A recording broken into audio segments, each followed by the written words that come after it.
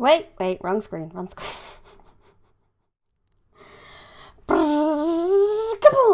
Hello and welcome. This is Brandy Rose Smith, Live Forbidden Library. And any of you skipping work for this, please don't get in trouble because of me. Please don't lose your jobs just because of this stream. The VOD will always be there for you. The VOD will always be there for you. But other than that, yes, I do apologise that the waiting room wasn't up a bit earlier today. I did F all this morning and it was glorious. It was glorious nothing and it was great. So I didn't quite get the waiting room up at a good time. But in my defence, I stream at the same time every Friday. So you should know. You should know better. But anyway, hello everyone. Hello Lucas, I hope you have a lovely lurking nap. Hello Normal Size Phantom, please don't get fired on my account. Hello Rare Candy Guy, who's also still at work. So, hello for the VOD's sake. Hello Void. And hello Hogan. I didn't know the finale of what I just walked into, but might as well just vibe here. It's the finale of reading the book Frankenstein. And it's going to be interesting. I don't know how this ends.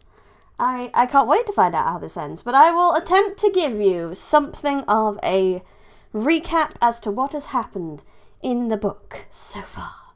So, good old Victor Frankenstein grew up in Geneva, happy and happy. Yeah, he was a happy kid.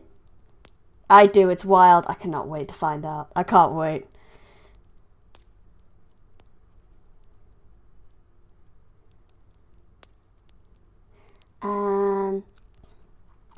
And he grew up happy with his family.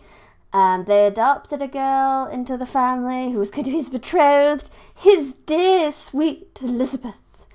But he got into like weird science, and then he went off to school. And school kind of laughed at him for being into weird science. But there was one professor who was like, oh, it's okay, sweetie, we'll get you into normal science. And then he kind of got really into science, and then he started studying some body parts. And it kind of yada yadas this whole bit, but he got into a scientific fervour, and next thing he knew, he had created a being, a demon, a monster. And he freaked out because he was like, oh no, what have I done? Oh no, the consequences of my own actions. He actually ran away from the monster pretty much the moment it was born, ran into town and ran into a bestie from Geneva called Henry. And he ended up frightfully ill after it, and Henry nursed him back to health because Henry is the best. And then he went back home only to find his younger brother had been murdered.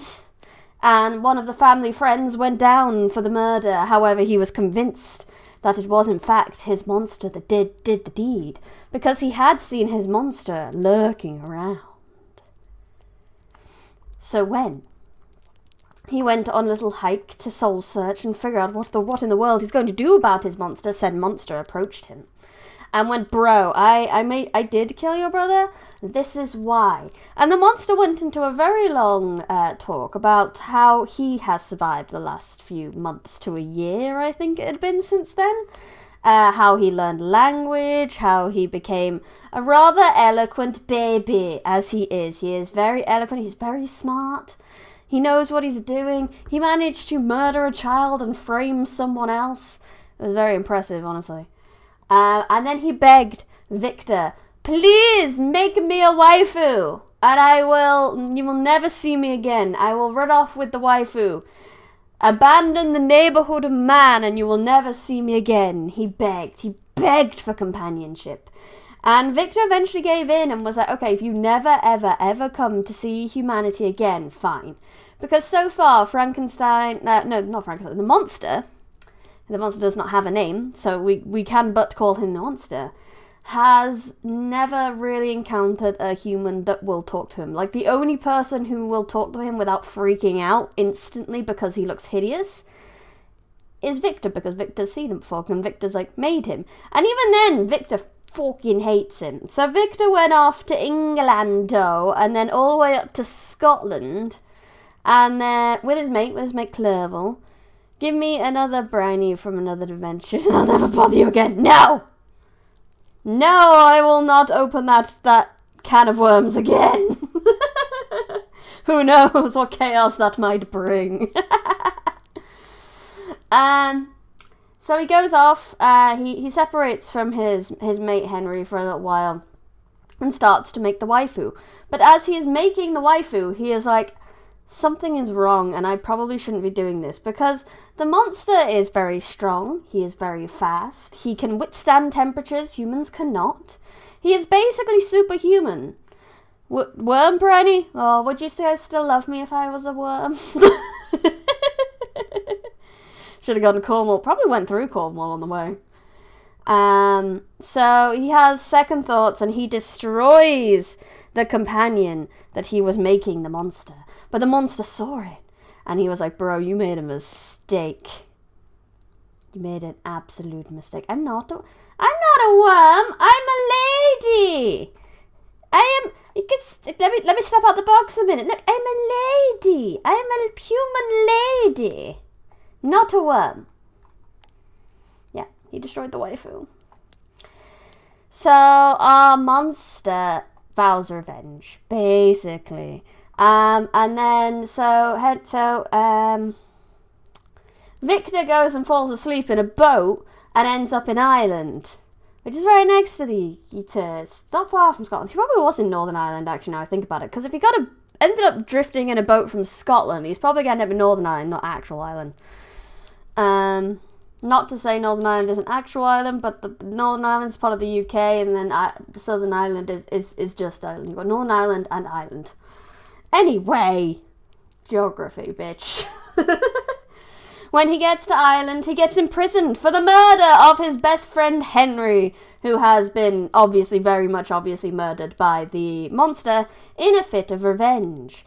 The monster, he eventually does get acquitted of those charges and finds his way back home, where he is betrothed to his dear sweet Elizabeth. They get married, they go off to do their honeymoon, and Victor is incredibly paranoid because he's like, the monster will come after me, the monster will come after me, the monster will come after me, the monster will come after me. And the monster doesn't come after him, he comes after his wife. The monster murders his wife, hello Noko-chan, and manages to escape. And Victor goes insane and wants revenge! Because not long after that, his dad passes away because his dad was quite sick. And with all this death and misfortune around, he couldn't hold on any longer. So Victor really didn't have much left at that point. So we got to a point where the monster is actually kind of leading him on a goose chase at this point. He's leaving signs of himself. He's purposely getting spotted by natives. He's literally leading food and notes to make sure Victor keeps following him, because he wants to keep Victor suffering. He's leading Victor through deserts. He's leading him through wilderness and terrain that generally is going to make Victor suffer from dehydration, starvation, and all that fun stuff, until we are finally near the start of the story. The start of the story, Victor is picked up by a cruiser heading towards the... I can't remember what pole it was. I think it's the North Pole it's headed to. And most of the story so far has been him telling this captain how he ended up on his way to the North Pole and if he's seen the monster. And that's about where we got to. He's just telling the story of how he's getting to that point, but he's got the sled that we saw him on at the start. And we are basically there. We are basically have looped back to the start of the story, and now we can find out how it ends. Shall we continue? With 12% left of this book. Let's go. Junji has a good manga based on this book. Good lord, I don't want to know what he did to this. Junji probably made this 100% more scary than it is. Do y'all love gummy worms? Who doesn't love gummy worms? Unless they're sour. I don't like sour worms. I don't like sour sweets. And the monster is kind of an a-hole, but good lord is he just mad at his own existence. and mad at the man who brought him into it without a thought.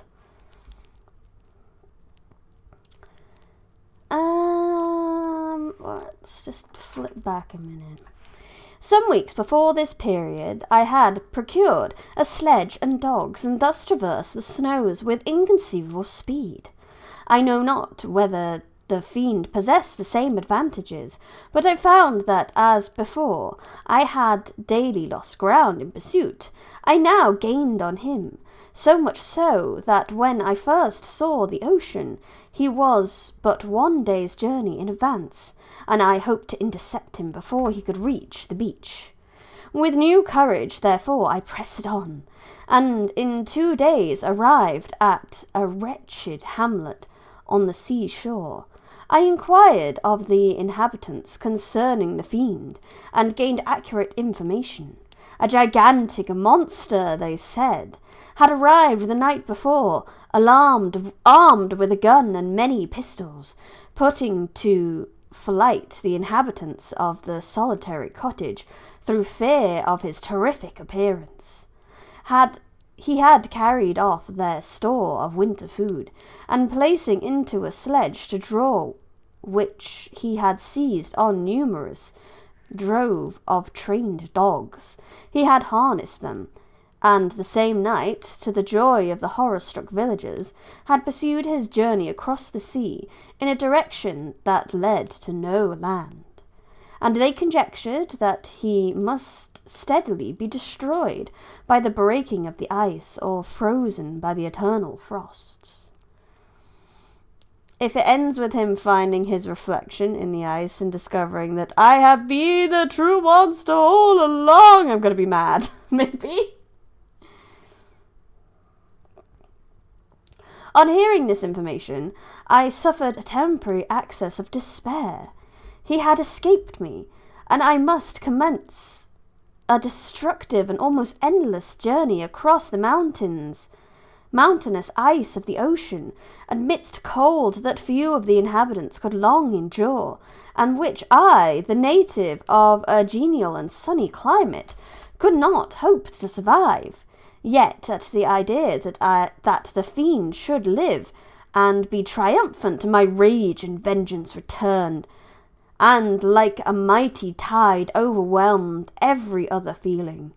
After a slight repose, during which the spirits of the dead hovered round and instigated me to toil and revenge, I prepared for my journey. But what I got from the summary, I wouldn't be surprised that the monster was the hubris of man. He kind of is. He's just, it's very Jurassic Park of like, he kind of didn't think about, again, oh no, the consequences of my own actions. I created life and I thought it would be fine. Yeah.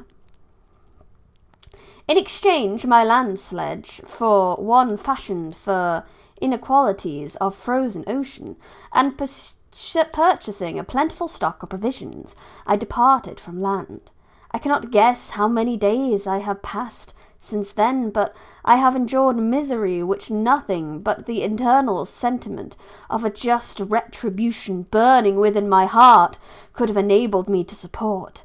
Immense and rugged mountains of ice often barred up my passage, and I often heard the thunder of the ground sea, which threatened my destruction. But again the frost came, and made paths of the sea secure. By the quantity of provisions which I had consumed, I should guess that I had passed 3 weeks in this journey. At the continual protraction of hope returned back upon the heart, often wrung bitter drops of despondency and grief from my eyes. Despair had indeed almost secured her prey, and I should have sunk beneath this misery. Once after the animals that conveyed me had with incredible toil gained the summit of a sloping ice mountain, and one, sinking under his fatigue, died. I viewed the expanse before me with anguish, and suddenly my eye caught a dark speck upon the dusty plain. I strained my sights to discover what it could be, and uttered a wild cry of ecstasy when I distinguished a sled and the distorted proportions of a well-known form within. Oh, with that burning gush did hope revisit my heart.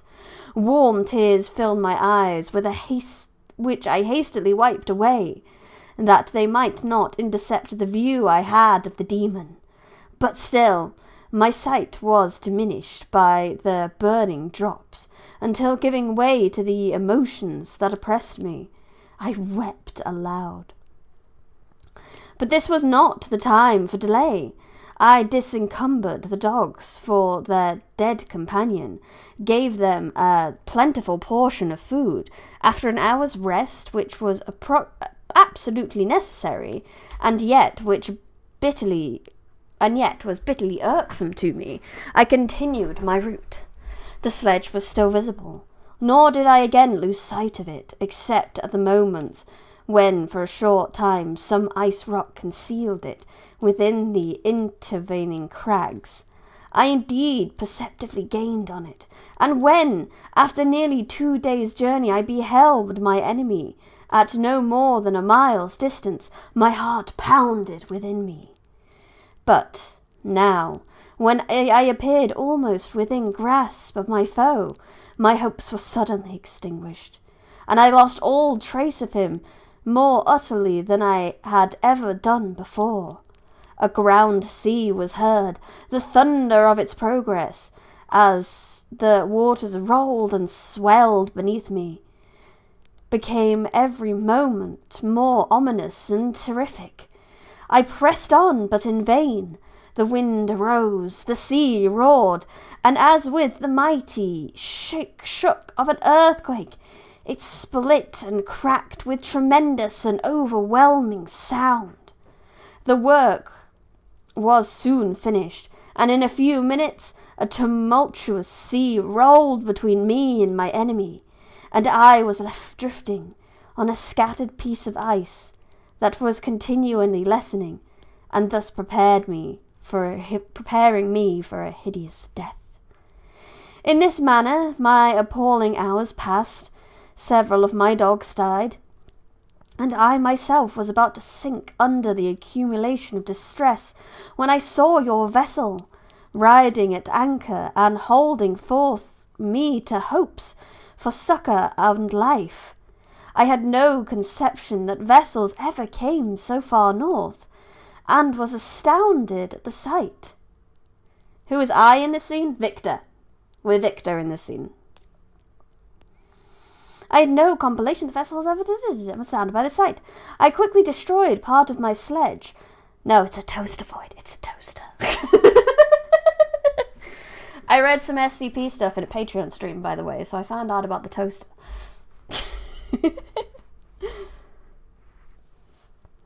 I quickly destroyed part of my sledge and constructed oars, and by these means was enabled, with infinite fatigue, to move my ice raft in the direction of your ship. I had determined, if you were going southwards, still to trust myself to the mercy of the seas rather than abandon my purpose. I hoped to induce you to grant me a boat with which I could pursue my enemy, but your direction was northwards. You took me on board when my vigour was extinguished, and I should soon have sunk under my multiplied hardships into death, which I still dread, for my task is unfulfilled. So they're the toaster now. Do you see why I found SCP funny? I do, I know, and it's... You never had to convince me that SCP is something to be loved. Like, I'm just aware of how much that has developed as a writing project from thousands and thousands and thousands of people just putting stuff together. It's really cool. SCP is like kind of an amazing internet phenomenon. Someone got turned into a toaster. SCP thing, and the SCP toaster makes people talk as if they are the toaster. They say I as if they are the toaster, so I was just make it a goof. We're goofing.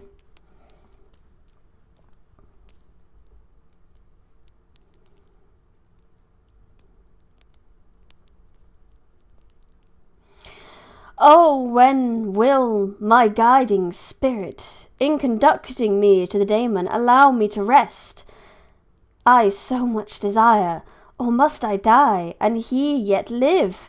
If I do, swear to me, Walton, that he shall not escape, that you will seek him, and satisfy my revenge in his death.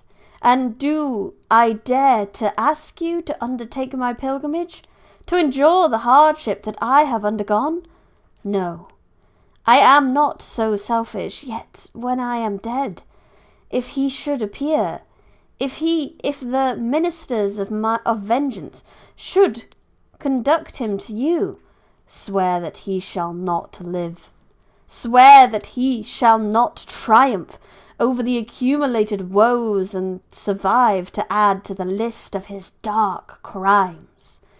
He is eloquent and persuasive, and once his words had even power over my heart, but trust him not. His soul is as hellish as his form, full of treachery and fiend-like malice. Hear him not. Call on the names of William, Justine, Clerval, Elizabeth, my father, and the wretched Victor, and thrust your sword straight into his heart. I will hover near, and direct the steel aright. Walter in continuation. Oh, so we're back to Walter now. Oh, okay. I know the toaster is supposed to be a serious SCP, but I can't take it. I think it was supposed to be some brevity, at least. Like, not all SCPs have to be terrifying, even if they're not joke ones, but the toaster's particularly jokey. However, it still did kill a lot of people. So I think that's why it's not in the joke one. August 26th, 17-something or other. You have read this strange and terrific story, Margaret. So for those who haven't been watching, so at the start of this story, we had someone named, Walton, whose dream was to get to the North Pole, and he was on this journey, and then he met Victor. So we started this story with him writing letters home to Margaret, who I think was his sister? ? I can't remember. It was a long time ago. So it seems that we're back to his letters to Margaret, just for the record. You have read this strange and terrific story, Margaret, and do you not feel your blood congeal with horror? Like that which even now curdles mine? Sometimes seized with sudden agony, he could not continue his tale, and others, its voice broken yet piercing, uttered with difficulty the words so replete with anguish. His fine and lovely eyes were now lighted up with indignation, now subdued to downcast sorrow, and quenched in infinite wretchedness. Is it always the unassuming monsters that are the more dangerous? No wonder the toaster has a high kill count. Indeed, never underestimate the toaster.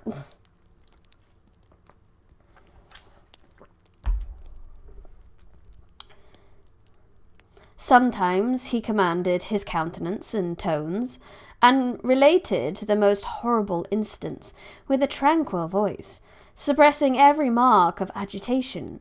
Then, like a volcano bursting forth, his face would suddenly change to an expression of the wildest rage, as he shrieked out imprecations on his persecutor. So this book started with, you're probably wondering how I got it. Pretty much, ye old, you're wondering how I got here. His tale is connected and told with an appearance of the simplest truth.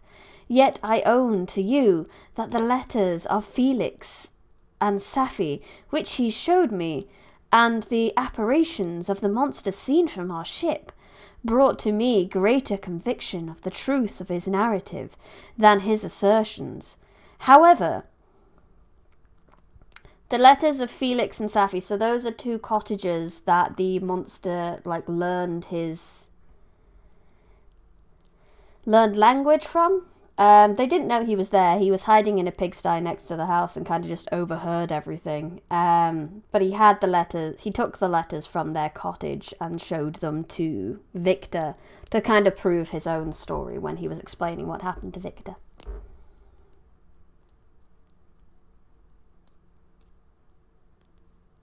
Such a monster has, then, really existence.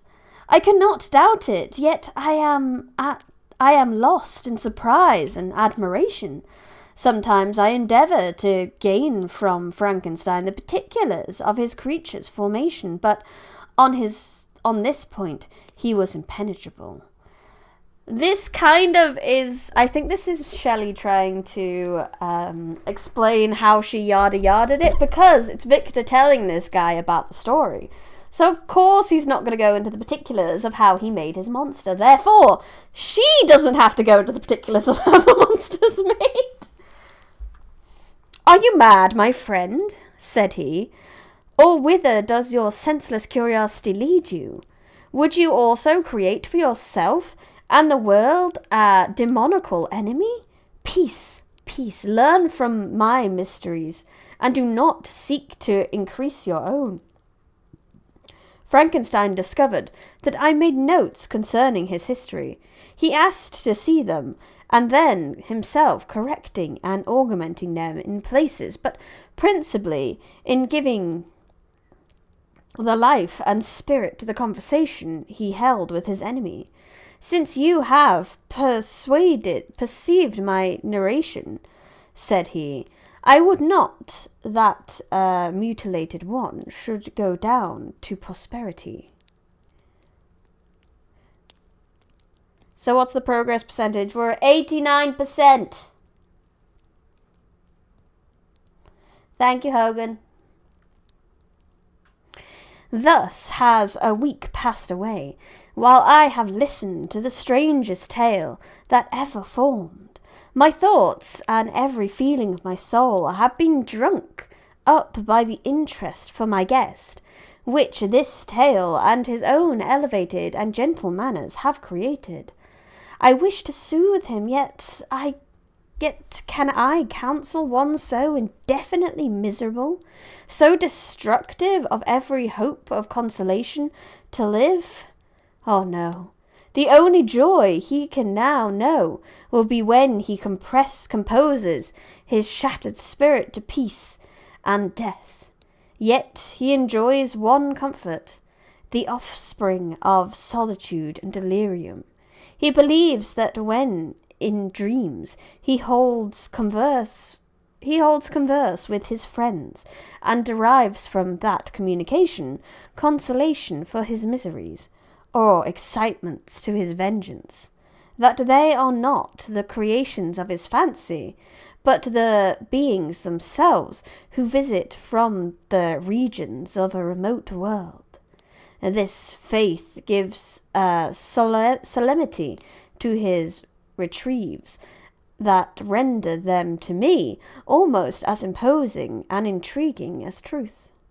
Our conversations are not always confined to his own history and misfortunes. On every point of general literature he displays unbound knowledge, and a quick and piercing apprehension.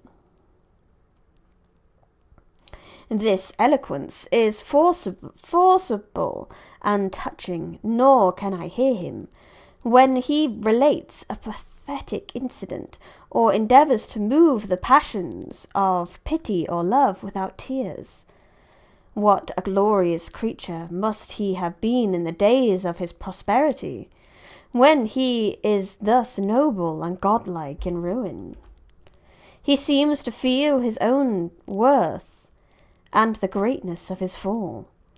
"When younger," said he, "I believed myself destined for some great enterprise. My feelings are profound, but I possess a coolness of judgment that fitted me for illustrious achievement.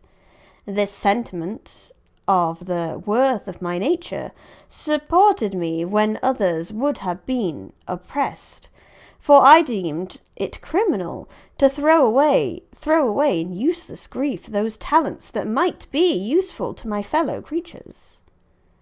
Have faith in Miss Rose. I really want to be able to read that much in the stream. I really hope I do. Because obviously I'm on a break after this stream for Christmas. So, like...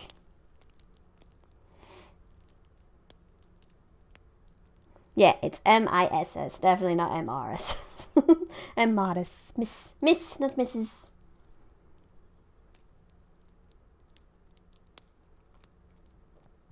Where was I? When I reflected on the work I had completed, no less than one of the creations of a sensitive and rational animal, I could not rank myself with the herd of common projectors, but this thought which supported me in commencement of my career now serves only to plunge me lower in the dust. All my speculations and hopes are as nothing. And like the archangel who aspired to omnipotence, I am chained in my eternal hell. My imagination was vivid, yet my powers of analysis and application were intense by the union of these qualities. I conceived the idea and executed the creation of a man. What's the difference between Mrs. and Miss? Mrs. No, M-R-S, Mrs. normally means you're married. You would normally only have that if you're married, and Miss is you're not married.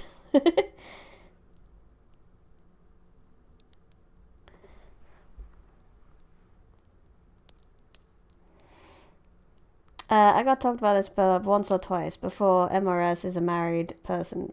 MS is like, basically it's an alternative you can choose if you don't want either. Basically, if you don't want to let people know you're married or not, whereas I don't really care. Muzz.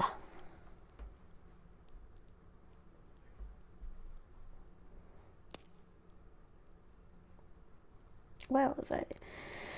This thought that was supporting plunges me lower, and like that, my imagination was vivid, yet I convinced the idea and executed the creation of man! Even now, but Mrs. Rose, you have a boyfriend. I do have a boyfriend, but we're not married. I want to, at some point. I hope so. But we're kind of lazy like that. We're kind of comfy. And weddings are expensive. But we may as well be married. He is husbando. I call him husbando. So, close enough.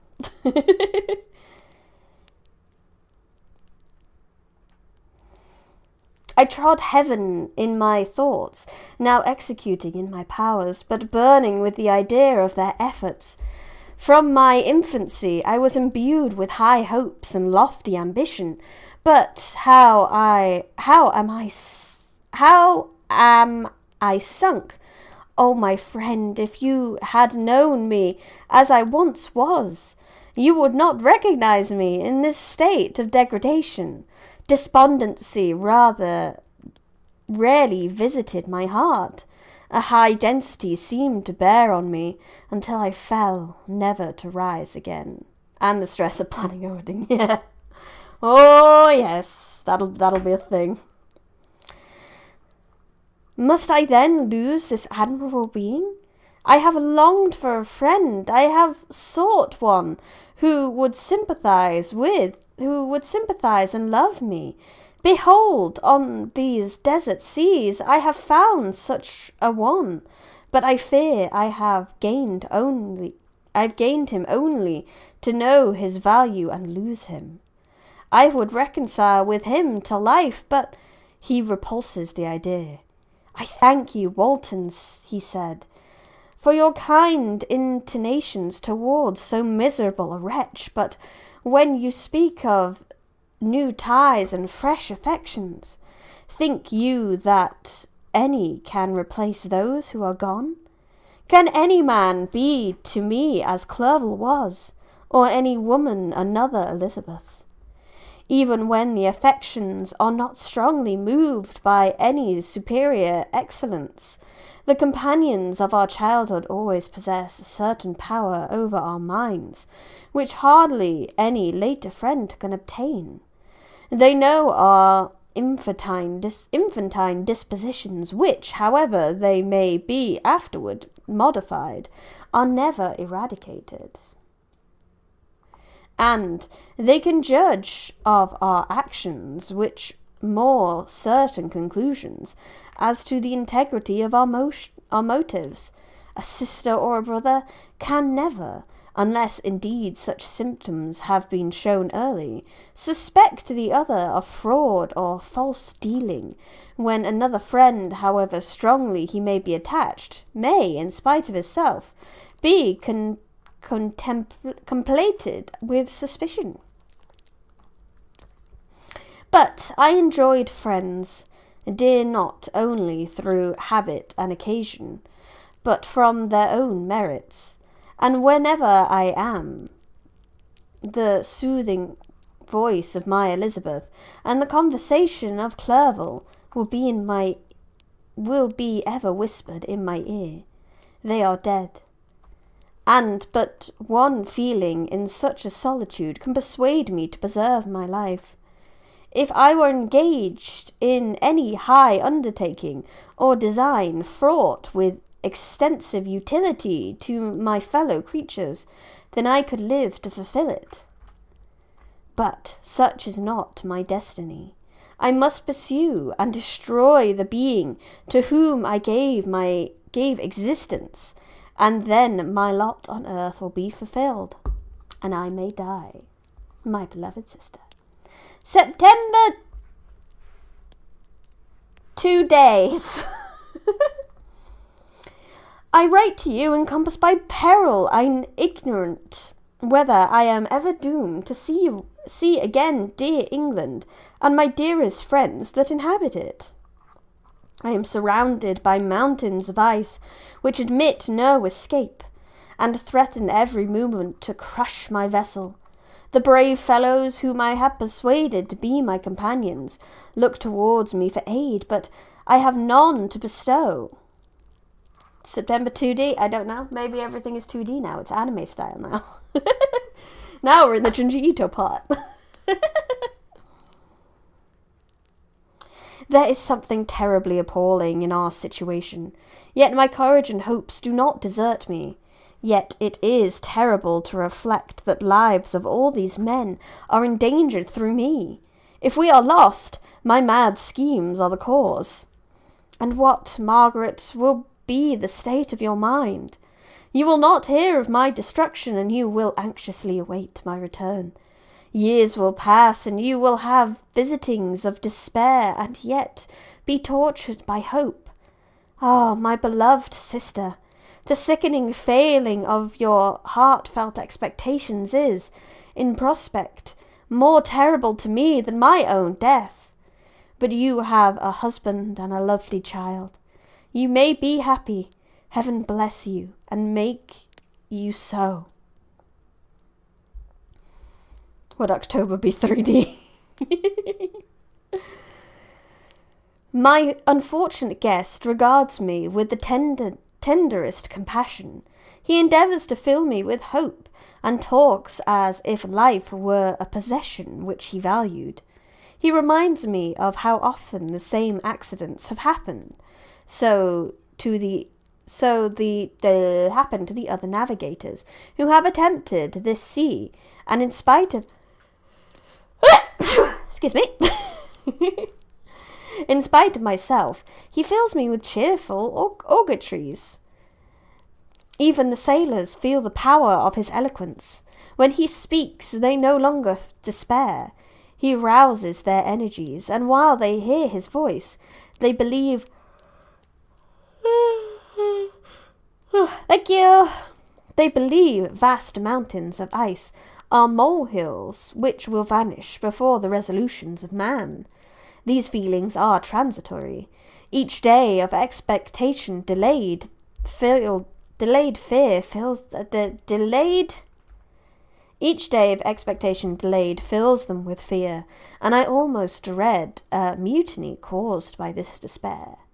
December 5th. A scene has just passed of such uncommon interest that, although it is highly probable that these papers may never reach you yet, I cannot forbear recording it. You would suddenly have rabies if you perceived 5D briny? Why rabies? What a strange one. What a strange illness to say you would have. We are still surrounded by mountains of ice, still in immediate danger of being crushed by their conflict. The cold is excessive, and many of my unfortunate comrades have already found a grave amidst this scene of desolation. Frankenstein has daily declined in health. A feverish fire still glimmers in his eyes, but he is exhausted when suddenly roused to any exertion. He speedily sinks again to apparent lifelessness. I mentioned in my last letter the fears I entertained of mutiny. This morning I sat and watched the wan countenance of my friend, his eyes half closed and his limbs dangling listlessly. I was roused by 6 of the sailors, who demanded admission into the cabin. They entered, and their leader addressed me. He told me that he and his companions had been chosen by the other sailors to come in deputation to me to make a requisition which, in jest, I could not refuse. We were immured in ice, and should probably never escape, but they feared that if it was possible the ice should dissipate and free passage be opened, I should be rash enough to continue my voyage and lead them into fresh dangers. After they might happily have surmounted this, they insisted, therefore, that I should engage with a solemn promise that if the vessel should be freed, I would instantly direct course southwards. This speech troubled me.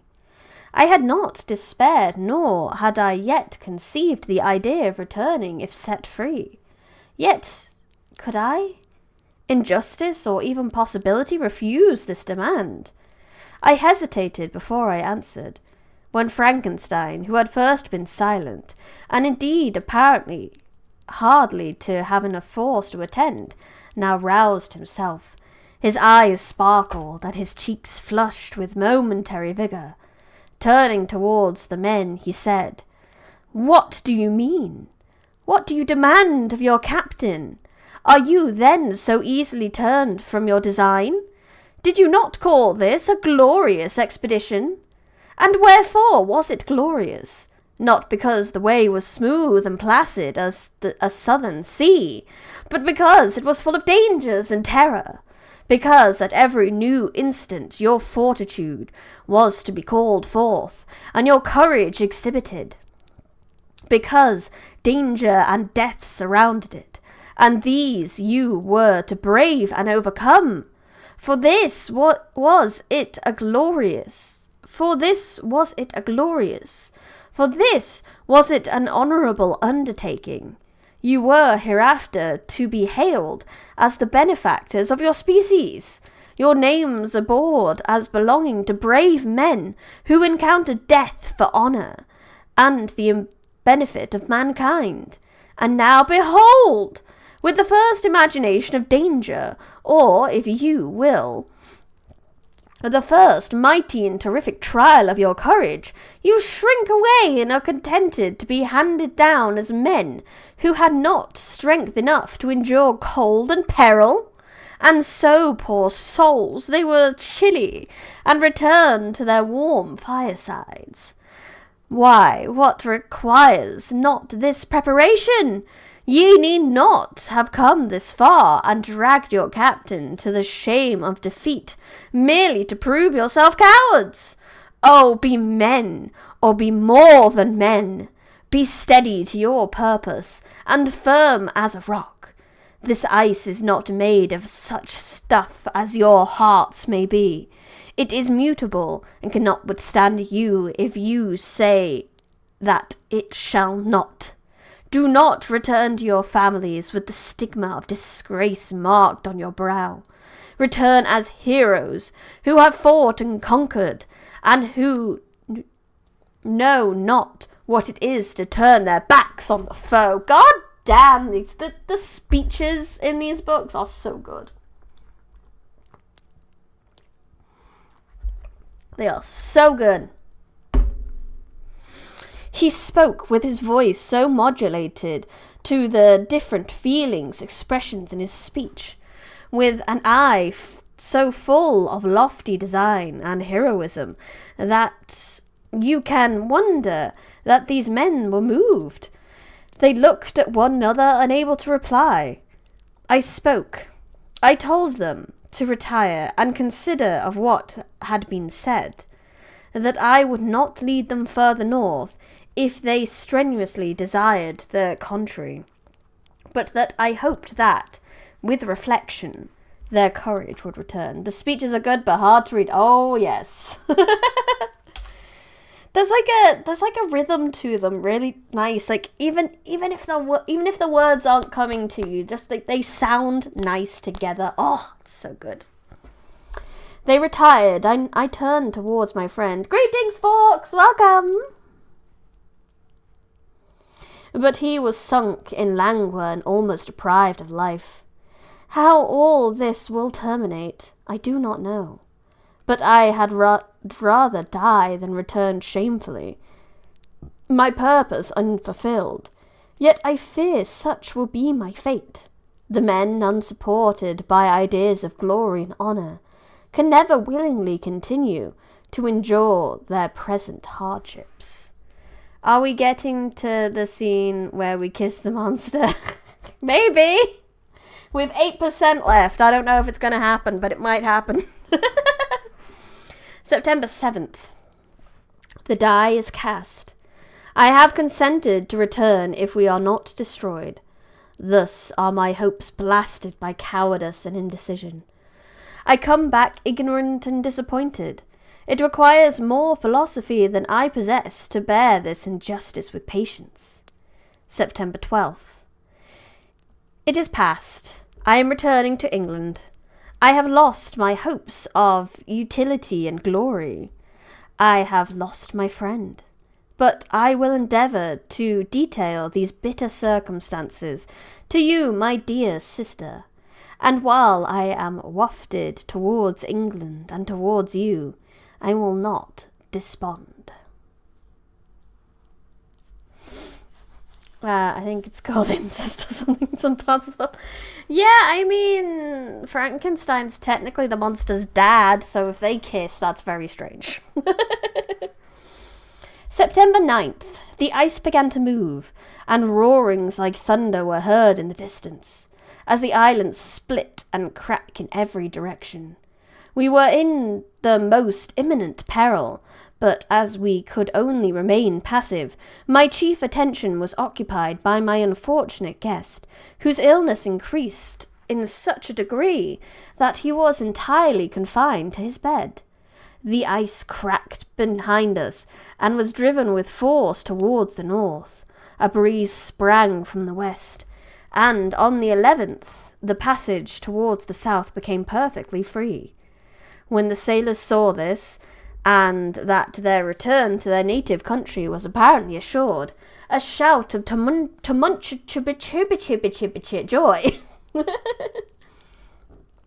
broke from them, loud and long continued. Frankenstein, who was dozing, awoke and asked the cause of the tumult. They shouted, I said, because they will soon return to England. Do you, then, really return? Alas, yes. I could not withstand their demands. I cannot lead them unwillingly to danger, and I must return. Nuh-uh, they're not biologically related. I guess, technically, but, still weird. Still weird. We're not opening the can of worms. Yeah, you're right. I will... I'm sorry, Hogan, but Fox is like this. Do so if you will, but I will not. You may give up your purpose, but mine is assigned to me by heaven, and I dare not. I am weak, but surely the spirit who assisted my vengeance will endow me with sufficient strength. Saying this, he endeavoured to spring from the bed, but the exertion was far too great for him. He fell back and fainted. It was long before he was restored, and I often thought that life was entirely extinct. At length he opened his eyes. He breathed with difficulty and was unable to speak. The surgeon gave him a composing draught and ordered us to leave him undisturbed. In the meantime, he told me that my friend had certainly not many hours to live. His sentence was pronounced, and I could only grieve and be patient. I sat by his bed watching him. His eyes were closed, and I thought he slept, but presently he called me in a feeble voice, and bidding me to come near, said, "Alas, the strength I relied on is gone. I feel I shall soon die, and he, my enemy and persecutor, may still be in being. Think not, Walton, that in the last moments of my existence I feel that burning hatred and ardent desire of revenge I once expressed. But I feel myself justified in desiring the death of my adversary. During these last days I have been occupied in examining my past conduct, nor do I find it blamable. In a fit of enthusiastic madness, I created a rational creature, and was bound towards him to assure, as far as was in my power, his happiness and well-being. This was my duty, but there was another still paramount to that. My duty towards the beings of my own species had greater claims to my attention, because they included a greater proportion of happiness or misery. Urged by this view, I refused, and I did right in refusing to create a companion for the first creature. He showed unparalleled malignity and selfishness in evil. He destroyed my friends. He devoted to destruction beings who possessed exquisite sensation, happiness, and wisdom. Nor do I know where this thirst for vengeance may end. Miserable himself, that he may render no other wretched, he ought to die. The task of his destruction was mine, but I have failed. When actuated my selfish and vicious motives, I ask you to undertake my unfinished work. I renew this request now, when I am only induced by reason and virtue. Yet I cannot ask you to renounce your country and friends to fulfill this task, and now that you are returning to England, you will have little chance of meeting with him, but the consideration of these points, and the well-balancing of what you may esteem your duties, I do leave to you. My judgment and ideas are already disturbed by the near approaching of death. I dare not ask you to do what I think right, for I may still be misled by passion. That he should live to be an instrument of mischief disturbs me. In other respects, this hour, when I momentarily expect my release, is the only happy one which I have enjoyed for several years. The forms of the beloved dead flit before me. I hasten to their arms. Farewell, Walton. Seek happiness in tranquillity, and avoid ambition, even if it be only the apparently innocent one of distinguishing yourself in science and discoveries. Yet why do I say this? I have myself been blasted in these hopes. Yet another may succeed. His voice became fainter as he spoke, and at length, exhausted by his efforts, he sank into silence. About half an hour afterwards he attempted again to speak, but was unable. He pressed my hand feebly, and his eyes closed forever, while the irradiation of a gentle smile passed away from his lips. Margaret, what comment can I make on the untimely extinction of this glorious spirit? What can I say that will enable you to understand the depths of my sorrow? All that I should express would be inadequate and feeble. My tears flow, my mind is overshadowed by a cloud of disappointment. But I journey towards England, and I may find my consolation there. I am interrupted.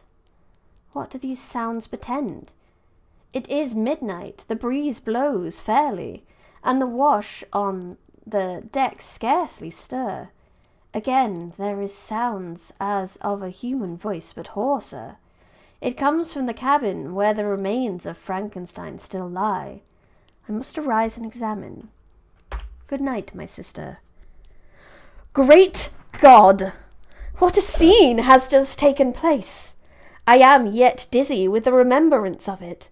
I hardly know whether I shall have the power to detail it, yet the tale which I have recorded would be incomplete without this final and wonderful catastrophe.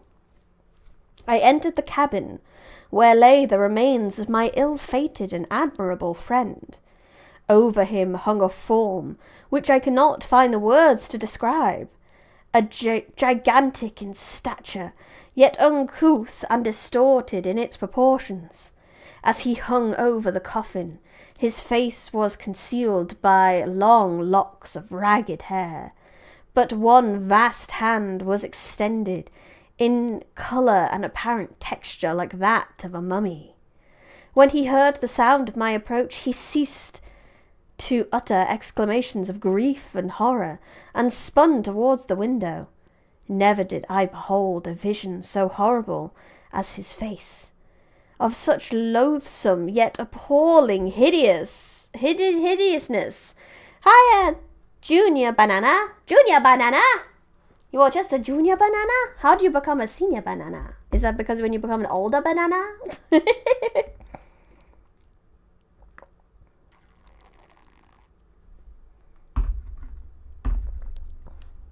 If he learned to talk with eloquence by his own...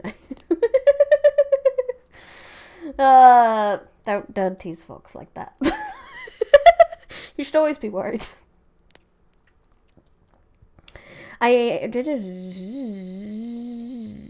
Which loathsome, appalling hideousness.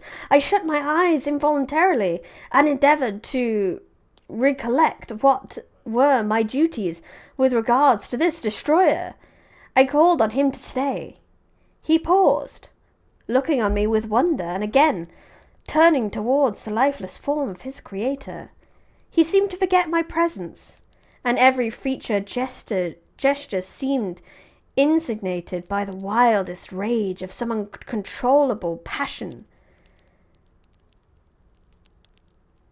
What does it taste like when people bananicize it? In order to become a senior one, you must complete the ultimate banana quest! Oh my gosh.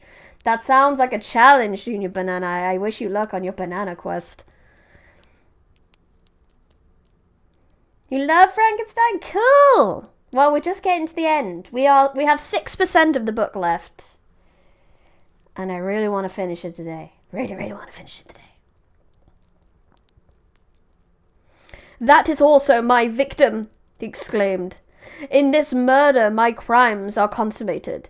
The miserable series of my being is wound to its close. Oh, Frankenstein, generous and self-devoted being, what does it avail that I now ask thee to pardon me? I, who inevitably, intrevitably destroyed thee by destroying all thou lovest. Alas, he is cold. He cannot answer me. His voice seemed suffocated, and by first impulses which had suggested to me the duty of obeying the dying request of my friend in destroying his enemy were now supplanted by a mixture of curiosity and compassion. I approached this tremendous being. I dared not raise my eyes to his face. There was something so scarring and unearthly in his ugliness. I attempted to speak, but the words died away on my lips.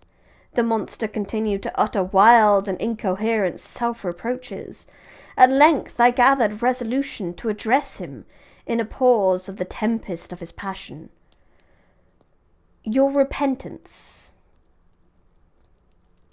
I said, "is now superfluous. If you had listened to the voice of conscience, and heeded the strings of remorse before you had urged your diabolical revenge to this extremity, Frankenstein would yet have lived." "And do you dream?" said the demon. "Do you think that I was then dead to agony and remorse? He continued, pointing to the corpse, "he suffered not in consummation of the deed. Oh, not the 10,000 proportion of the anguish that was mine during the lingering detail of its execution. A frightful selfishness hurried me on, while my heart was poisoned with remorse. Think you that the groans of Clerval were music to my ears? My heart was fashioned to be susceptible of love and sympathy, and when wretched by misery to vice and hatred, it did not endure the violence of the change without torture, such as you cannot even imagine. After the murder of Clerval, I returned to Switzerland, heart-broken and overcome. I pitied Frankenstein. My pity amounted to horror. I abhorred myself. But when I discovered that he, the author at once of my existence and of its unspeakable torments, dared to hope for happiness, that while he accumulated wretchedness and despair upon me, he sought his own enjoyment in feelings and passion, that the indulgence of which I had forever barred, then impotent envy and bitter indignation filled me with an insatiable thirst for vengeance. I recollected in my threat, and resolved that it should be accomplished. I knew that I was preparing for myself a deadly torture, but I was the slave, not the master, of an impulse which I detested, yet could not disobey. Yet when she died, nay, when I was not miserable, I had cast off all feelings, subdued all anguish, to riot in the excess of my despair. Evil henceforth became my good. I urged thus far, I had no choice but to adapt my nature to an element which I had willingly chosen. The completion of my demoniacal design became an insatiable passion, and now it is ended. There is my last victim. Makes you feel nostalgic of Nulak. Oh, Nulak is very angry, to be fair. When I was at first touched by the expression of his misery, yet when I called to mind what Frankenstein had said of his powers of eloquence and persuasion, and when again cast my eyes on the lifeless form of my friend, indignation was rekindled within me. "Wretch," I said, "it is well that you come here to whine over the desolation that you have made. You throw a torch into a pile of buildings, and when they are consumed, you sit among the ruins and lament the fall. Hypocritical fiend! If he whom you mourn still lived, still would he be the object again? Would he become the prey of your accursed vengeance. It is not pity that you feel. You lament only because the victim of your malignity is withdrawn from your power. Hello, Jabberhop, welcome. Oh, it is not thus. You gotta go, Void? Okie dokie, have a nice day. Bye. It is not thus, interrupted the being. Yet such must be the impression conveyed to you by what appears to be the purport of my actions. Yet I seek not a fellow feeling in my misery, no sympathy may I ever find. When I first sought it, it was love of virtue, the feelings of happiness and affection, with which my whole being overflowed, that which I wished to be participated. But now that virtue has become to me a shadow, and that happiness and affection are turned into bitter and loathing despair.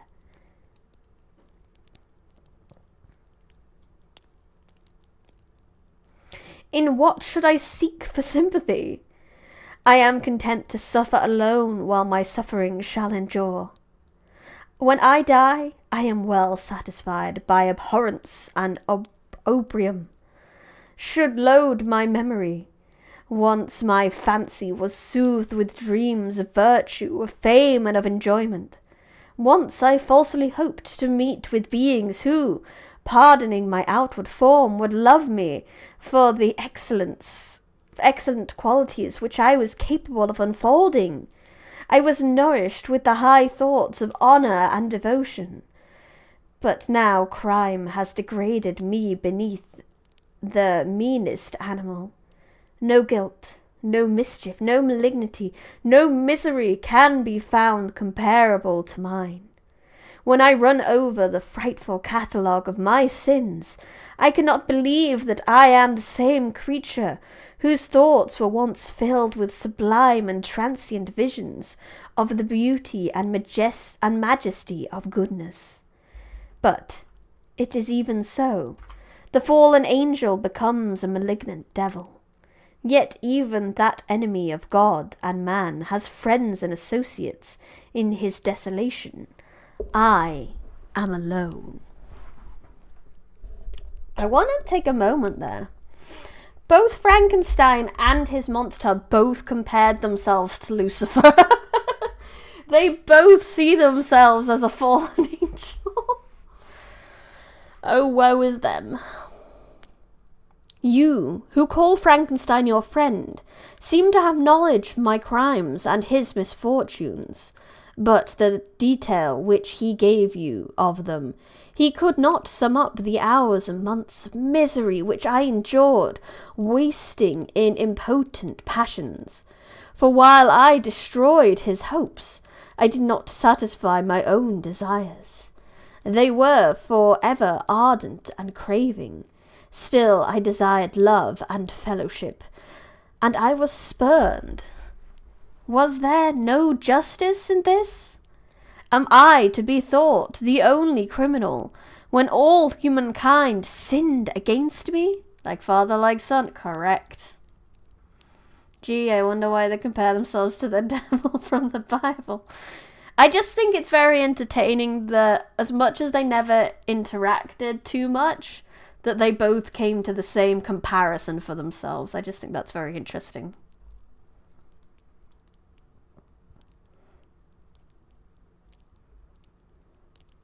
Why do you not hate Felix, who drove his friends from his door with Why do you not execrate the rustic, who sought to destroy the saviour of his child?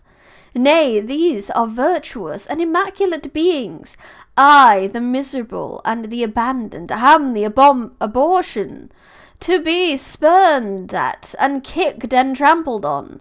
Even now my blood boils at the recollection of this injustice. But it is true that I am a wretch. I have murdered the lovely and the helpless. I have strangled the innocent as they slept, and grasped to death his throat, who never injured me or any other living thing. I have devoted my Creator, the select specimen of all that is worthy of love and admiration among men, to misery. I have pursued him even to that immediate ruin. There he lies, white and cold in death. You hate me, but your abhorrence cannot equal that which I regard myself. I look on the hands which executed the deed. I think on the heart in which the imagination of it was conceived, and long for the moment when these hands will meet my eyes, when that imagination will haunt my thoughts no more. Fear not that I shall be the instrument of future mischief. My work is nearly complete. Neither yours nor any man's death is needed to consummate the series of my being and accomplish that which must be done, but it requires my own.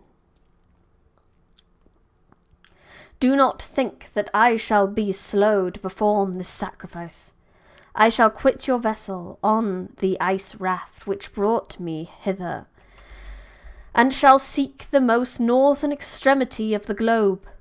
I shall collect my funeral pile, and consume to ashes this miserable frame, that its remains may afford no light to any curious and unhallowed wretch who would create another such as I have been. I shall die. I shall no longer feel the agonies which now consume me, or be the prey of feelings unsatisfied yet unquenched. He is dead who called me into being, and when I shall be no more, the very remembrance of us both will speedily vanish. I shall no longer see the sun or stars, or feel the winds play on my cheeks. Light, feeling, and sense will pass away. Some years ago, when the images which this world affords first opened upon me, when I felt cheering warmth of summer, and heard the rustling of the leaves, and the warbling of the birds, and these were all to me, I should have wept to die. Now it is my only consolation. Polluted by crimes and torn by the bitterest remorse, where can I find rest but in death? Farewell. I leave you the last of humankind, who these eyes will ever behold. Farewell, Frankenstein. If thou were yet alive, and yet cherished a desire for revenge against me, it would be better sated in my life than my destruction. But it was not so. Thou didst seek my execution, that I might not cause greater wretchedness. And if yet, in some mode unknown to me, thou hast not ceased to think and feel, thou wouldst not desire against me a vengeance greater than which I feel. Blasted as thou wert, my agony was still superior to thine, for the bitter sting of remorse will not cease to rankle in my wounds until death shall close them forever.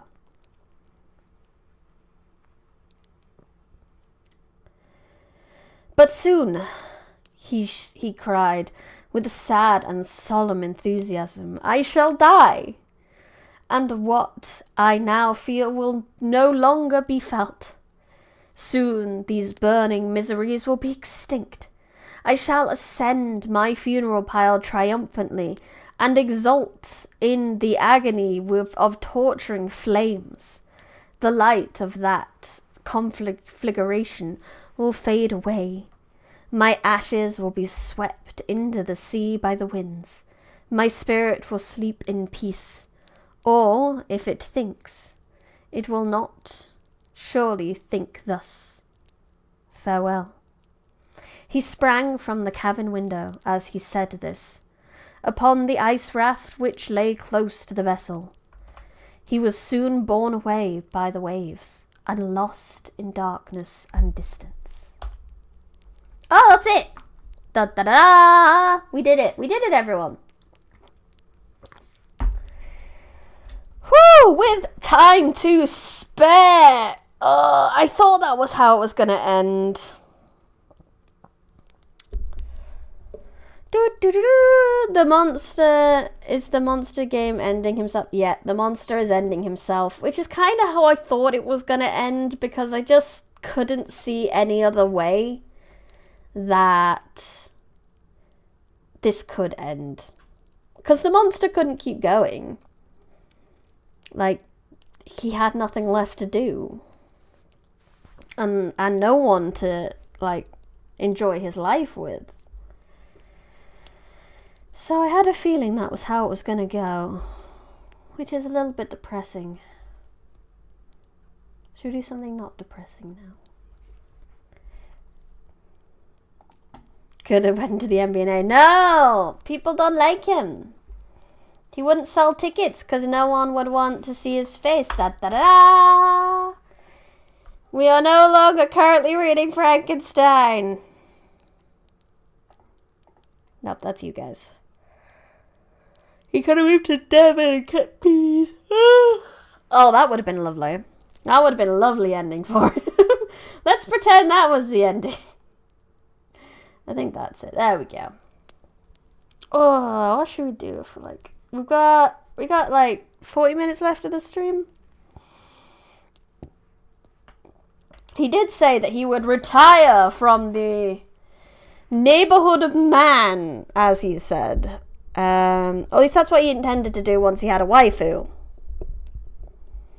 But obviously that is not how it happened.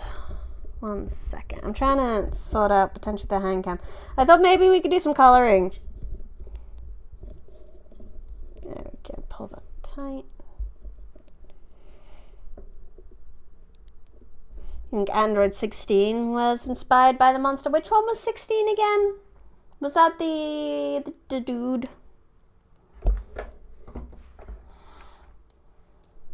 I vote for 40 minutes of Miss Brownie saying fun facts or something. I mean, I could do that. Let's Google some fun facts, because I don't know that many off the top of my head. I have to prepare for these ones. Fun facts. 95 fun facts everyone should know. Thank you, Internet.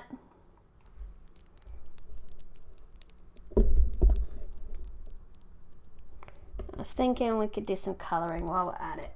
All my stuff is here. Let's go. Let's go to the hand cam screen.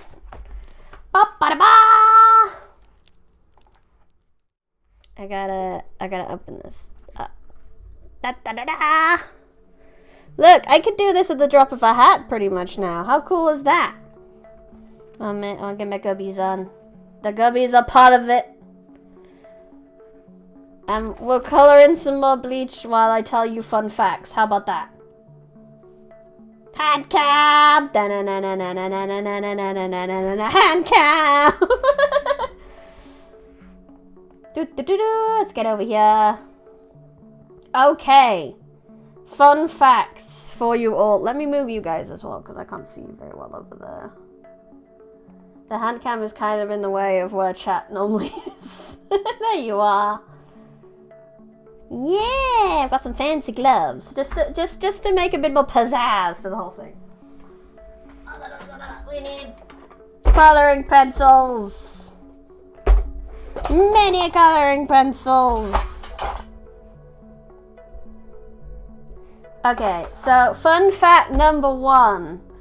The American flag left on the moon will eventually get bleached white by the sun. Ain't that a thing?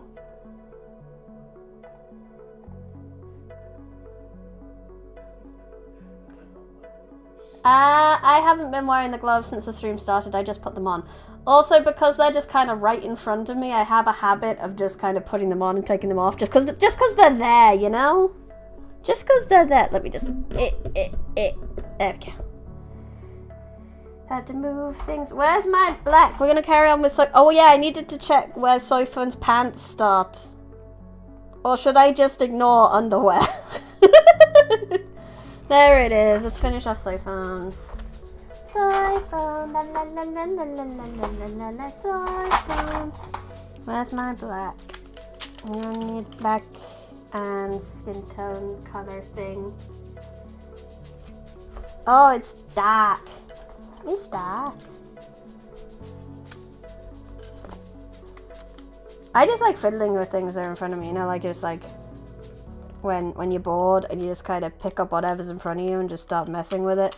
That's kind of what these gloves have started to become. It's dark. My light is on, but it's still bloody dark in my room. Doesn't help that the curtains open, but that's not the point. That's not the point. Where's my black one? We can't be colouring Soifun without black. It's kind of the main colour of most of the Shinigami. Is that the black one? Is that the black one? Yes, it is. Wonderful. Wonderful, wonderful, wonderful. Okay. Martial artists say it's better to move without underwear. Yeah, I mean, technically correct.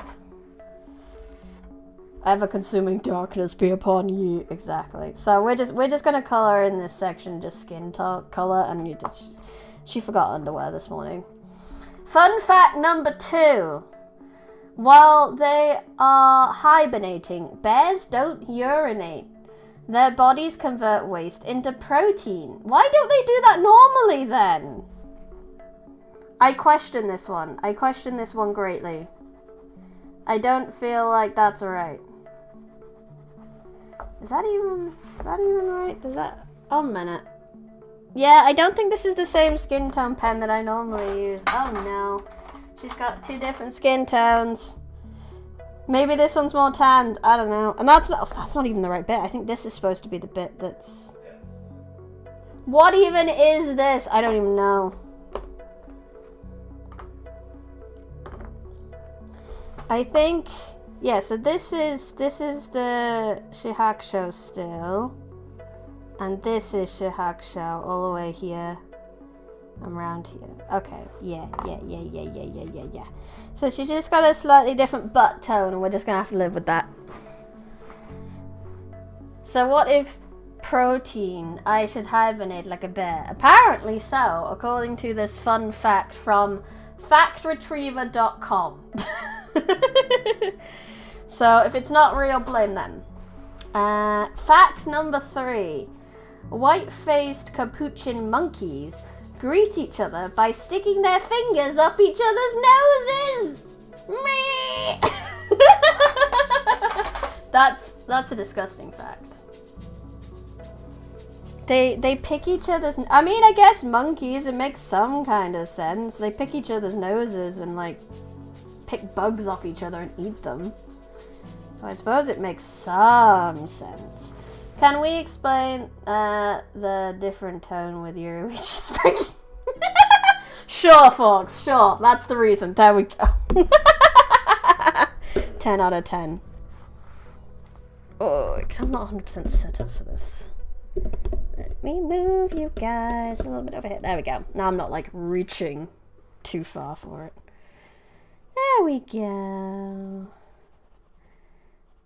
Every time I do a little section, we'll do a fun fact. How about that? So, we did a little section. So, fun fact number 4. Gummy bears were originally called dancing bears. Which, that's interesting, considering, like, they're wobbly, so maybe that's the reason they were called dancing bears originally. But that does seem a little bit strange. 'Cause I'm a gummy bear, yes, I'm a gummy bear. Burp, burp. We were talking about gummies at the start, weren't we? Many fun facts. We're going to do many fun facts because it was requested, and then I just thought I'd colour as well because we can. Okay, I just finished another little section, so... Fun fact. Number 5. New Zealand has more cats per person than any other country in the world. I feel like I knew that one. I feel like someone's told me that one before. I know that the hair of the smaller sophon will be the same colour, and I don't really have to worry about the lines on this. But I still don't want to just kind of colour them both in, because I could have done the same here, really, if I wanted, but I'm not gonna. New Zealand, land of crazy cat ladies. Exactly. The average more cats per person. To New Zealand you go then. Okay, we finished a section. This is technically a section. Fun fact number 6. The hagfish is the only animal that has a skull but no spine. Fascinating! There is also a picture of a hagfish on this. If only Sophon's feet were showing, the stream would have 100 extra viewers. I'd have to advertise it somehow. Just like change the thumbnail to not Stop Frankenstein and just Sophon's feet. Bleach feet pics, let's go. Colour. I think I'm starting to understand Fox. Yeah, Fox is a degenerate of the cultured variety, shall we say? a absolute person of culture. As is common in the weeby fandom. Wait, that's a black bit as well, isn't it? I think it is. It must be. Yeah, makes sense. Thanks. Okay, that's another one. Getting banned for St. Let's go. It's just a drawing of a foot. Fun fact number 7. People weigh less if they stand at the equator than if they stand at the North and South poles. That makes sense, because gravitational pull. Because gravity is stronger at the North and South poles than it is in the middle. Okay, we're combining this section into a couple because they're very small sections. Very small, very small. There needs to be this bit up here as well. And then we're going to get that bit in the middle as well. 1 second. Yeah. Perfect. For speaking facts. Ladies, after hearing that fact, putting a trip to the equator! And then let's do a little bit more here. Fact number 8, because this counted as a section. At their closest points, the US and the Soviet Union are over 2 miles apart. That doesn't seem like a very fun fact. If they're close to 2 miles apart, that's kind of a fun fact, because the Soviet Union's obviously not pretty far away. And 2 miles isn't very far, but maybe there's like a section of the Soviet Union in another part of another country, or maybe in South America or something? Because I know that we, the UK, have random bits of England in other places because we didn't let go of it after the Empire, you know. So does the Soviet Union have something like that going on? Otherwise, I struggle to believe that one. I would need some references. There might be some references on here. Let's learn a thing today, shall we? Fun fact, why is it called your bottom when it's the middle of your body? So true, so true.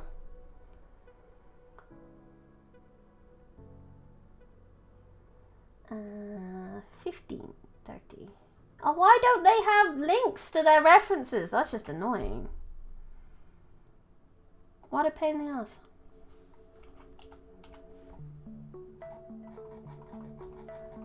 Where's your reference list? Oh, there's the references. 15. What? So, under the closest point to the US and the Soviet Union, there's two references, 15 and 30. So I went down to the reference list and looked for 15. And number 15 is 69 dolphin facts. What's number 30? Source, the page, I made it the fuck up. Weird but true, National Geographic. That's probably more interesting. Let's do some fact checking on that. Weird but true, National Geographic. Weird but true. Right, let's have a look at this.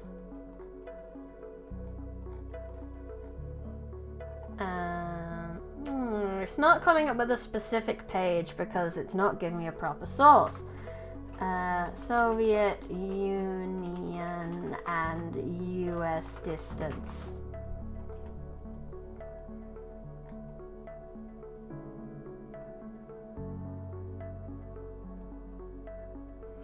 Is that my sewing kit? No. That is my pencils. And some pens. There's some pro markers in here as well. Art, well, one of many art boxes.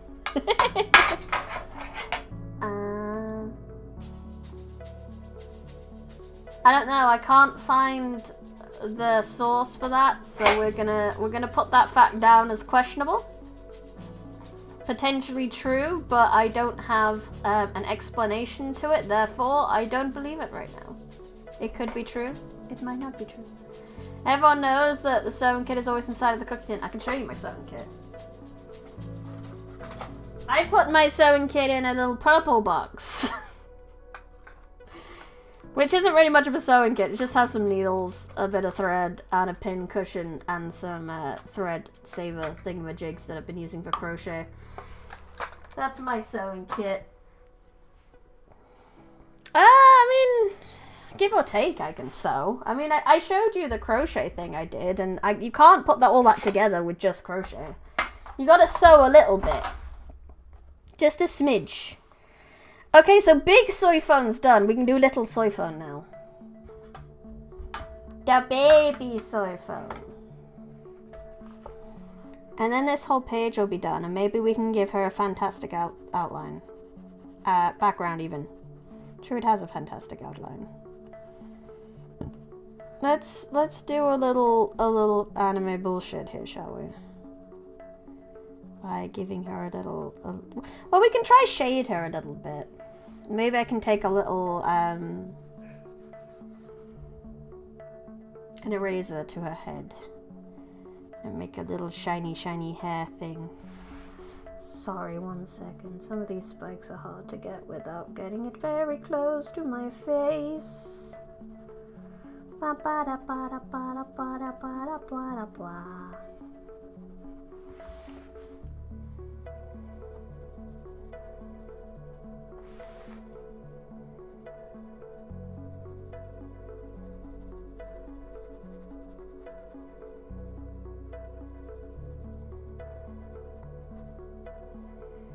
Low key, this is curse knowledge now. This isn't a fun fact, this is just curse knowledge from me just colouring this in and thinking about it. Alt sewing kits are rare fishing bone shopping bags, blue, just on desk 24/7. It's not on my desk 24/7, my sewing kit. It's just behind me in a pile of random... Like this is always near my desk as well. Like it just lives there. That's where it lives. But yeah, the cursed knowledge I'm about to put you on is this is really similar to Ash Ketchum's hair. Like, just cover her face a little bit and tell me that's not Ash Ketchum's hair.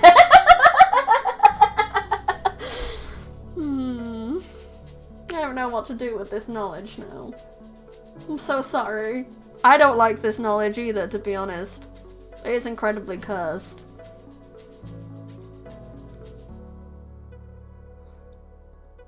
If I ever get a second one of these books, I'm gonna give her the cap.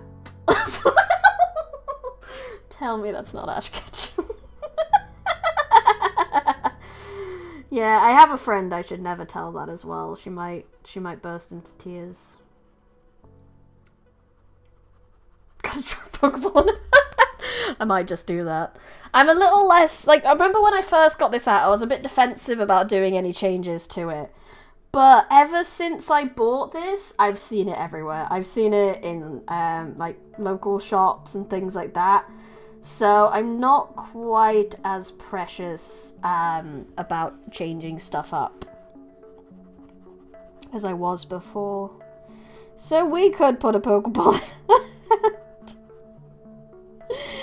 Oh, I can't believe that. That's only something you would ever notice, like, if you're colouring in like this. Otherwise, you never would notice.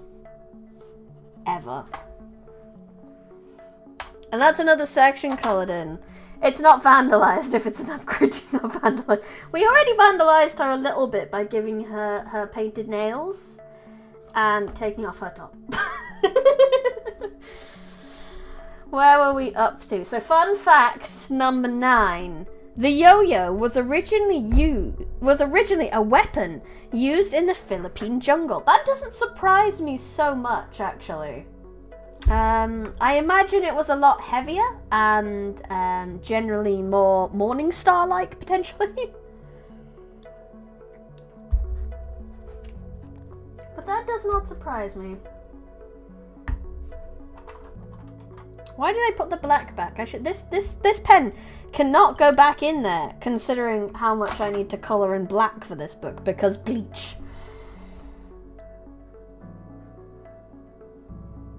Let's get an actual pencil to do this in first, actually. Here's my actual little pencil case. It's got lots of things in it. Not that pen.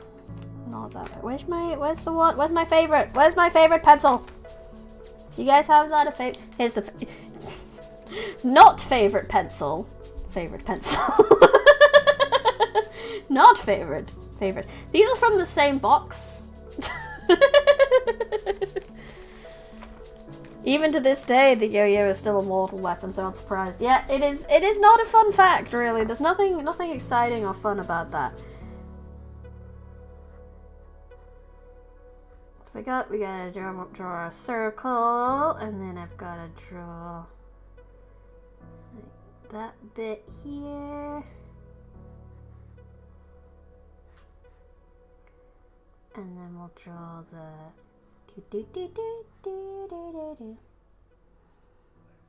Might be a case of something like a scythe, functional combat weapon to the normal average person. I just spelled my jewelry. There we go. Nice. Size does not matter indeed.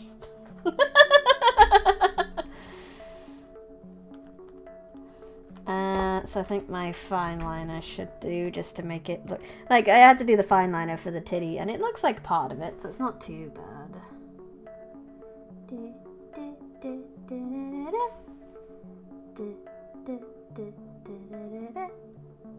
It's a bit of a fat Pokeball, but you know, it's fine. We should also think about what Pokemon she would have, and then we can add that in the background. I think that would be fun.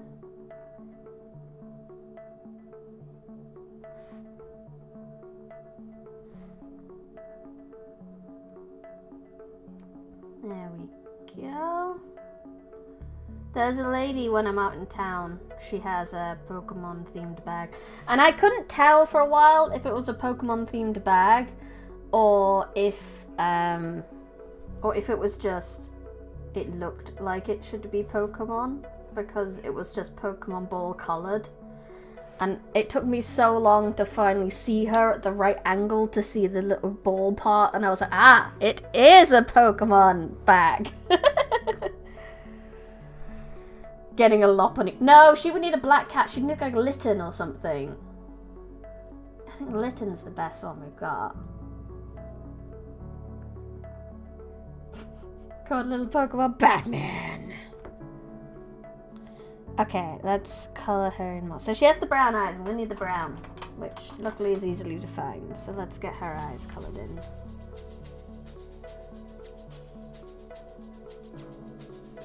There we go. Beautiful. She's beautiful. Skin tone. It's barely noticeable, but it's noticeable enough. Da da da da da da. And she takes off her captaincy. I just had a thought. So maybe if you're not familiar with Bleach, that's fine. This may not mean too much to you.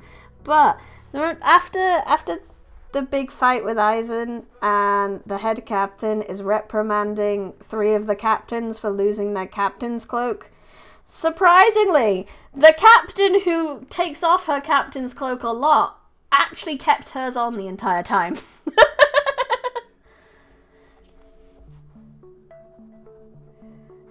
It just occurred to me that she really should have been in that group of guys, but she didn't actually use Shunko during that time. She used her actual fucking Bankai instead. Oh wait, I've done like 2 sections there. We need another fun fact time. Fun fact 10. Victor Hugo's novel Les Miserables contains a sentence that is 823 words long. What the fuck? How? Could you imagine trying to read that? You'd be like,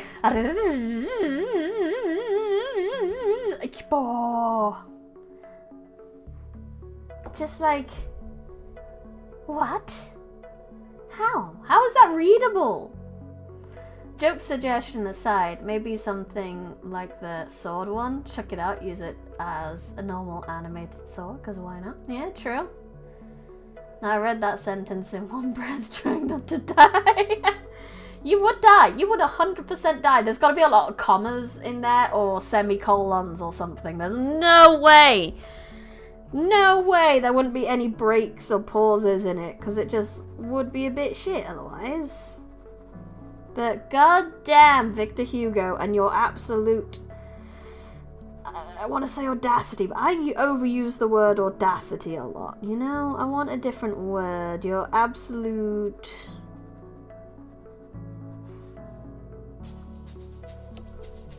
I need a different word. Give her lipstick and piercings. Nah, lipstick would look a bit weird. Because she doesn't really get given, she's got a tiny lip here, and that is all. Lipstick would look very strange on her. Piercings, however. Heathen is a cool word. The absolute heathenism of this. Folks went from not vandalize the wife. Do you know piercings are like cool? Heathens is a nice word. Heresy. Oh, heresy is a good one too. I'm gonna file that one away. The absolute heathenistic heresy of that. Wonderful. 10 out of 10 suggestions. Right. Outfit. Da, da, da. Wait, I just did some sections. Do we need another one? We do need another one. So, fun fact 11. Alexander the Great was the first person to be pictured on a coin. Now that I can believe too. This man had the heathenistic heresy to go across multiple countries and just absolutely steamroll over them. Of course, he was the first one with the heathenistic heresy to put his face on money. It makes a lot of sense.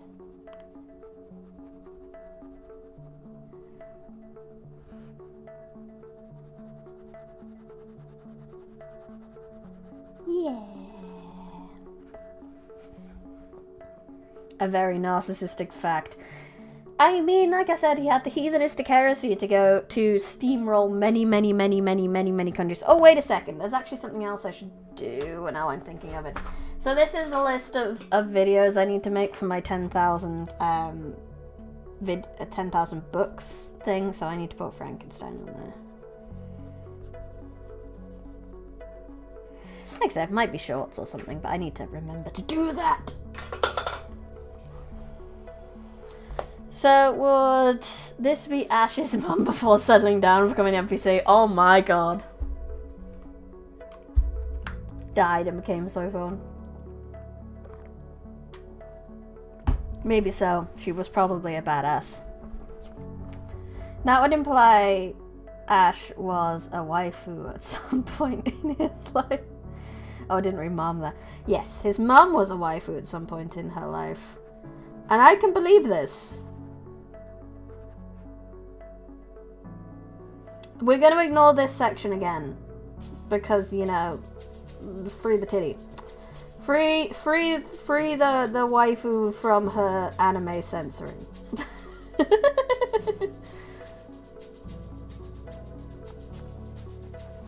I'm actually quite, in fact, against free the titty in real life. It makes me uncomfortable.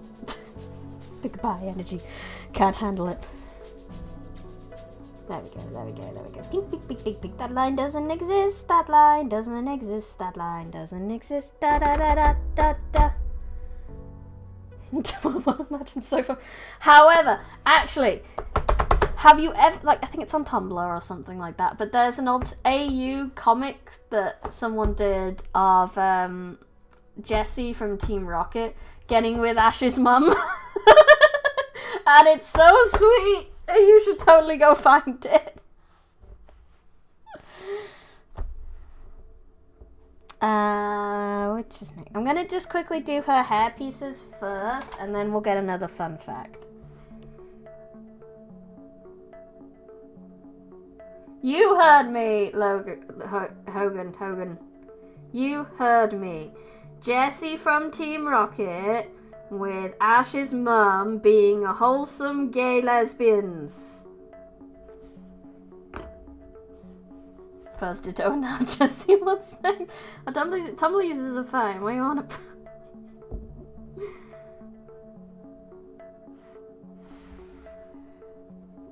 That's a little bit of dark hair there. Wonderful. Okay, shall we do another fun fact? Fun fact 12. This is definitely American. FDR's portrait was on the dime because of his association with the March of Dimes charity. FDR, that's the guy who got assassinated, innit? In it? I think you might need some time to recover from the psychotic damage. It's good shit, okay? It's good shit. What is this? This must be part of the big soy phones section. There we go. Right, now for her thingy. And then the twist is actually like a Lifetime movie, and it's another plot twist to kidnap Pikachu. Oh my god, no! No! That would be the worst! Why would you suggest this?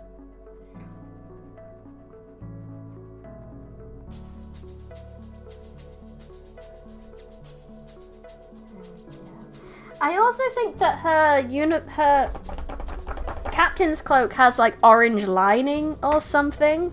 It'd be so fucking fucked up.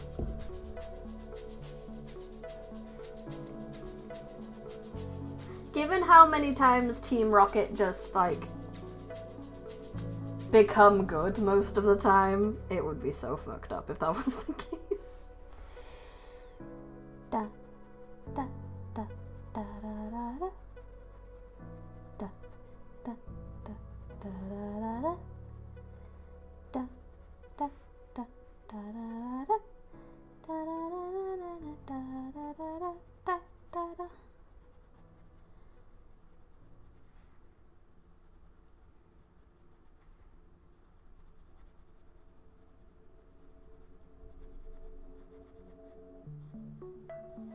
Yes, I might have to put in the... They haven't put in the lining. It's very important.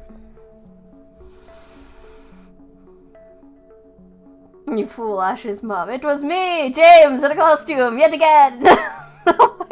Now, what could I make you for dinner? I was never gay to begin with. Did Ash's mum ever get a name? Now I think about it, I have no clue. I have no clue. We should ask Google. Google might know. Where's my mouse? There's my mouse. This will be the next fun fact. What is Ash's mum's name? Delilah, Delia, not Delilah. Delia Ketchum.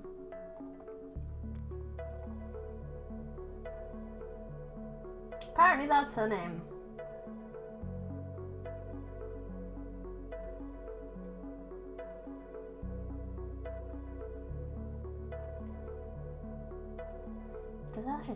His dad is listed on this wiki.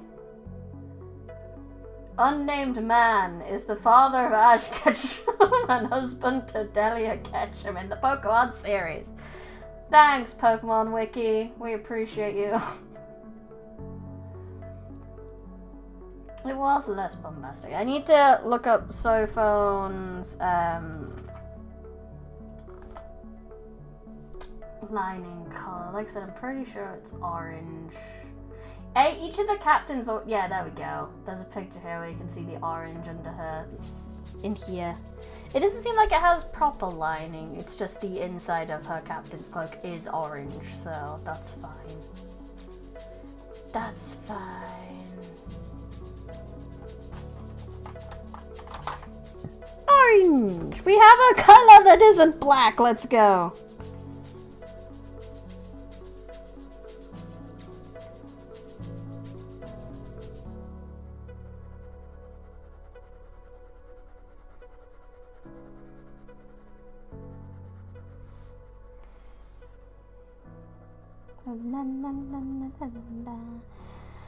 Oh, it's nearly Christmas soon. Can you believe it? I mean, I'm sorry to anyone who doesn't want to be reminded, but good lord, it's Christmas. I'm both looking forward to it and I'm terrified of it. Because Christmas is always a bit hectic, you know? Notice how there are no pool cleaners and pizza delivery people in Pokemon. There probably are. But they have to have their own Pokemon to be able to deliver between towns, that's for sure, because it's very dangerous.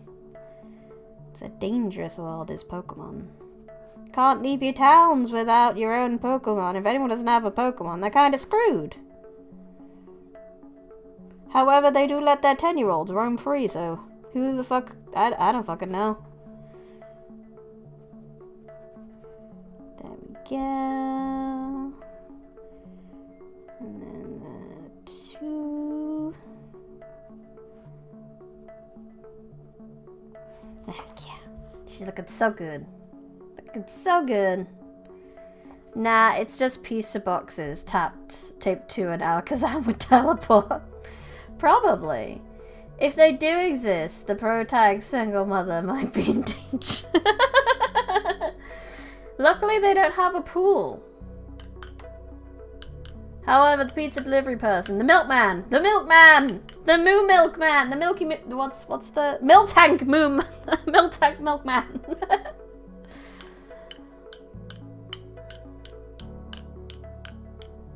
Sorry, I'm just doing this. I'm just getting distracted. Sorry. Anyway, we're getting to the end of the stream. Thank you so much, everyone, for coming. I hope you enjoyed Frankenstein. I know I did. It's a piece of literary history that I'm really glad that I've managed to read from start to finish now. And it was fascinating all the way through. I kind of thought it was going to end the way it did. But it was still fantastic. The speeches were just so fun to read. They might have been a bit tricky. And they might have, like, the grammar was hard to read out loud. I feel like if you were reading it in your head, if you weren't reading it to an audience, it would have been fine. But because I needed to read it out loud, I tripped up so much on that old-timey grammar that if you pay attention to what I show on screen, you know that I sometimes add words, take away words. But I give you the 90% of what's on there. So you get the drift. I make mistakes. That's all it is. Yeah, it was very good. Frankenstein's death wasn't half as dramatic as I thought it would be. The fact he just succumbed to his injuries was kind of interesting. But other than that, I enjoyed it. So, this will be the last time you see me before Christmas. I will be taking something of a Christmas break up until the 28th, where I will be back. And I will be honouring my 1K promise to give you my cringe Sonic fanfiction read out on the internet. That is what we will be doing on that Thursday. Then you'll have me on Friday. Then I'll be having another small break over New Year. And then we should be back to normal on the week of the 8th. Other than so, I would like to not miss that no matter what. I hope you do. If not, like I said, the VOD will live forever and my shame will live forever on the internet. However, I just want to say, because I'm not going to see you until then, Merry Christmas, everyone! If you do celebrate it, I hope you get everything you want from under the tree, and I hope you eat very good food. And if you don't celebrate it, I hope you have a wonderful day regardless, and you should treat yourself to all that cheap sweets and food that will be discounted after Christmas. Enjoy! Thank you everyone for coming, thank you everyone in chat, thank you everyone who lurked, and thank you to anyone who watches the VOD. I highly appreciate your attention and your likes, and if you have not already, I would also appreciate your likes and your subscribes to my channel. Obviously we have just surpassed 1K, and honestly I'm still kind of processing that. If you would like to support me in a money way, there is a Kofi. I have opened a shop on my website because Etsy wasn't happy, where we have a new t-shirt that says, "I've visited the Forbidden Library and all I got was this lousy t-shirt and a book sentence." Yay! I appreciate your silliness, folks. I definitely appreciate it. Thank you so. Merry Christmas. And I guess I will see you after Christmas. Everyone have a lovely, lovely, lovely Christmas. I had fun. I hope you had fun. This has been Bryony Rose Smith, live in the Forbidden Library. Goodbye.